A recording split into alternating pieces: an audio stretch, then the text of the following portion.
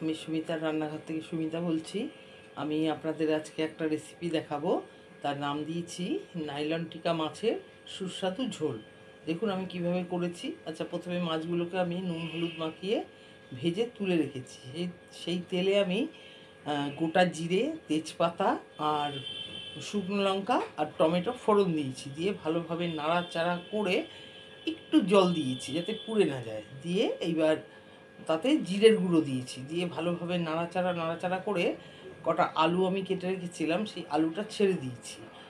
আচ্ছা, এইবার ভালোভাবে কষিয়ে সুন্দর করে বেশ যখন নুন হলুদ তো দিয়েছি, যখন সুন্দরভাবে বেশ কষে গেছে তখন আমি বেশি করে জল ঢেলে দিয়েছি, দিয়ে ঢেকে দিয়েছি। এবার যখন মাছ ঝোলটা ফুটে উঠতে শুরু করেছে তখন আমি নামিয়ে দেখেছি আলুটা সেদ্ধ হয়েছে কিনা। আলুটা যখন মোটামুটিভাবে সেদ্ধ হয়ে গেছে তখন আমি ওই ভাজা মাছগুলো ওর ওপরে ছেড়ে দিয়েছি। দিয়ে একটু নাড়াচাড়া করে আবার ঢেকে রেখেছি।